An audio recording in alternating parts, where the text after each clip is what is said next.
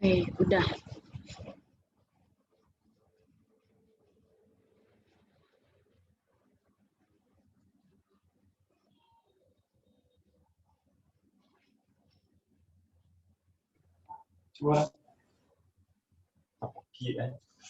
Assalamualaikum warahmatullahi wabarakatuh. Kami dari kelompok 3 akan mempresentasikan hasil diskusi kelompok kami itu mengenai model-model sistem.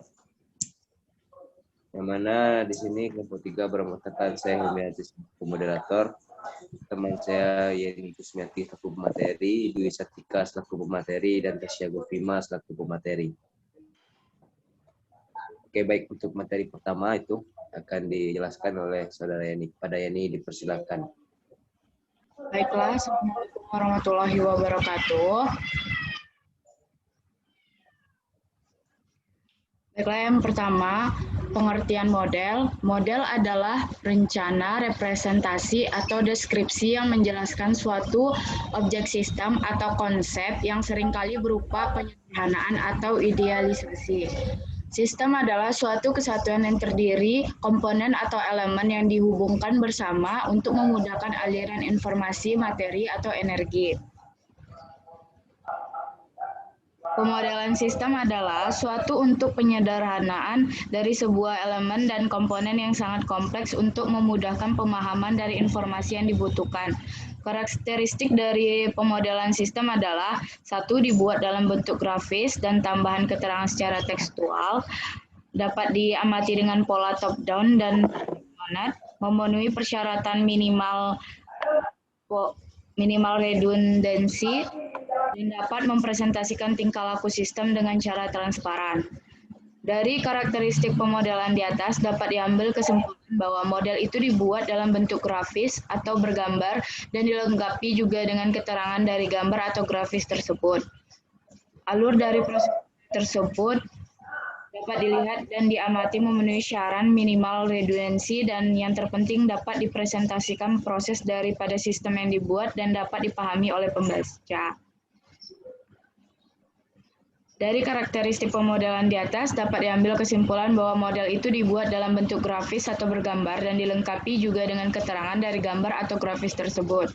Alur dari proses model tersebut dapat dilihat dan diamati memenuhi syarat minimal redundansi, dan yang terpenting adalah dapat mempresentasikan proses daripada sistem yang dibuat dan dapat dipahami oleh pembaca.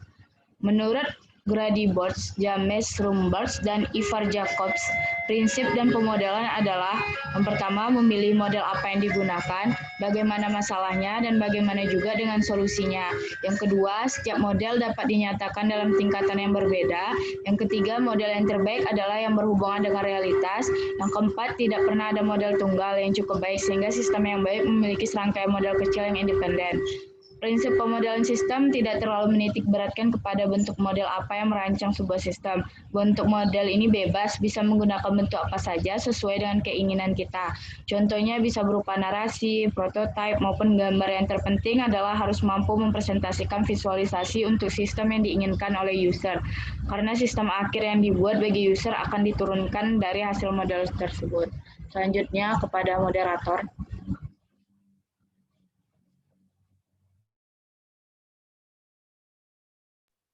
Oke, baik. Terima kasih kepada Saudara Yeni. Untuk selanjutnya, materi selanjutnya akan disampaikan oleh Saudara Dwi Satika. Pada Dwi Satika. Terima kasih kepada moderator. Materi selanjutnya yaitu kegunaan model. Kegunaan model yang pertama yaitu mempermudah pengertian atau pemahaman. Suatu model pasti lebih sederhana daripada entitasnya. Entitas lebih mudah dimengerti jika elemen-elemennya dan hubungannya disajikan secara sederhana. Pada model fisik hanya dapat menggambarkan bentuk objek yang ingin dipelajari. Pada model narasi, narasinya dapat diolah menjadi ikhtisar. Pada model grafik, diagram hanya dapat menunjukkan hubungan-hubungan utama, dan pada model matematika, persamaan matematik hanya berisi unsur-unsur primer. Tetapi dalam setiap hal, dilakukan upaya untuk menyajikan model dalam bentuk yang sederhana. Setelah model-model semakin rumit sehingga dapat menggambarkan entitasnya dengan lebih akurat, tetap hanya menggambarkan entitasnya dan tidak pernah sama dengan entitasnya. Yang kedua, mempermudah komunikasi. Setelah pemecah masalah atau problem solver mengerti entitasnya, pengertian tersebut seiring perlu dikomunikasikan kepada orang lain. Mungkin analisis sistem harus berkomunikasi dengan manajer atau programmer, atau mungkin seorang manajer harus berkomunikasi dengan anggota lain dari tim pemecah masalah. Yang ketiga, memperkirakan masa depan. Ketelitian dalam menggambarkan entitasnya membuat model matematika dapat memberikan kemampuan yang tidak dapat dimiliki oleh jenis model lainnya. Yang keempat, mempermudah pengorganisasian. Model membantu kita mengorganisasikan suatu hal dengan cara mengurut-urutkan serta mengaitkan satu bagian sistem dengan bagian sistem lainnya, sehingga kita memperoleh gambaran yang menyeluruh, tidak sepotong-sepotong. Yang kelima, alat prediksi. Melalui model, kita dapat memperkirakan tentang hasil atau akibat yang akan dapat dicapai. Oleh karena itu, dalam dunia ilmiah, model ini sangat merumuskan hipotesis, yakni pertanyaan-pertanyaan yang berisikan penjelasan mengenai kemungkinan adanya hubungan sebab akibat antara satu faktor dengan faktor yang lainnya. Saya kembalikan kepada moderator.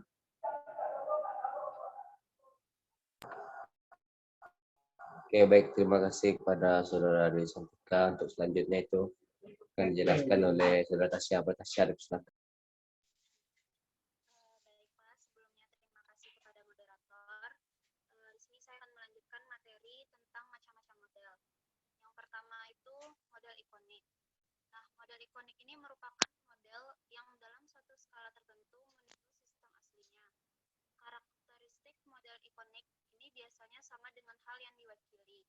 Model ikonik amat sesuai untuk menerangkan kejadian pada waktu yang spesifik. Model ikonik ini dapat memiliki bentuk 2 dimensi, misalnya cetak biru, foto, peta atau 3 dimensi. Misalnya prototip, alat atau mesin.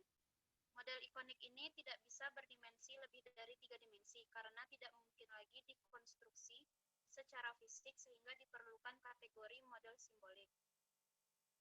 Yang kedua itu model analog atau model diagramatik. Untuk mewakili situasi dinamik, yaitu keadaan yang berubah menurut waktu, lebih tepat jika kita memakai model analog. Model analog ini Instruksi Tasya, suaranya kecil. Suaranya terlalu kecil.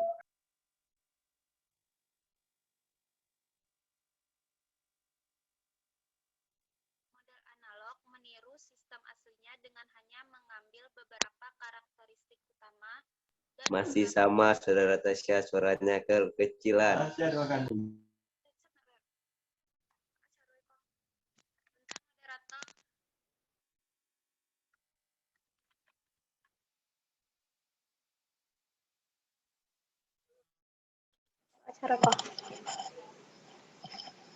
Nah, baru mantap. Sudah kedengaran moderator? Ya. Maaf sebelumnya ya. Ulang lagi atau gimana? Ulang dari awal nanti, yang edit video biar nge-cut aja. Ikat video yang sebelumnya. Oke, ya mohon maaf sebelumnya. Baiklah, terima kasih kepada moderator. Di sini saya akan melanjutkan materi yaitu macam-macam model. Yang pertama itu model ikonik. Nah, model ikonik ini merupakan model yang dalam suatu skala tertentu meniru sistem aslinya. Karakteristik model ikonik ini biasanya sama dengan hal yang diwakili. Model ikonik amat sesuai untuk menerangkan kejadian pada waktu yang spesifik. Model ikonik dapat memiliki bentuk 2 dimensi, misalnya cetak biru, foto, peta, atau 3 dimensi. Misalnya prototip, alat, atau mesin. Model ikonik tidak bisa berdimensi lebih dari 3 dimensi karena tidak mungkin lagi dikonstruksi secara fisik sehingga diperlukan kategori model simbolik. Yang kedua itu model analog atau model diagramatik. Model analog ini meniru sistem aslinya dengan hanya mengambil beberapa karakteristik utama dan menggambarkannya dengan benda atau sistem lain secara analog. Model ini lebih sering dipakai daripada model ikonik karena kemampuannya untuk mengetengahkan karakteristik dan dari kejadian yang dikaji. Model analog banyak berkesesuaian dengan penjabaran hubungan kuantitatif antara sifat dan kelas-kelas yang berbeda. Yang ketiga itu model simbolik atau model matematik.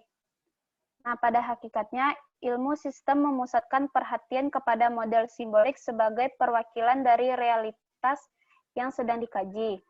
Format model simbolik dapat berupa bentuk angka, simbol, dan rumus.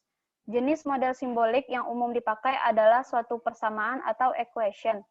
Bentuk persamaannya adalah tepat, singkat, dan mudah dimengerti. Simbol persamaan tidak saja mudah dimanipulasi daripada kata-kata, namun juga lebih cepat ditangkap maksudnya.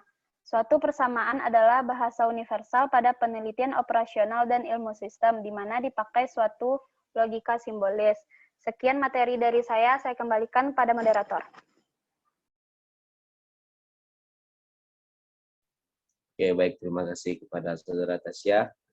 Mungkin sekian hasil presentasi dari kelompok kami. Saya selaku moderator mewakili teman-teman semuanya mengucapkan salah dan janggal. Saya mohon maaf apabila itu taufik wal hidayah. Assalamualaikum warahmatullahi wabarakatuh.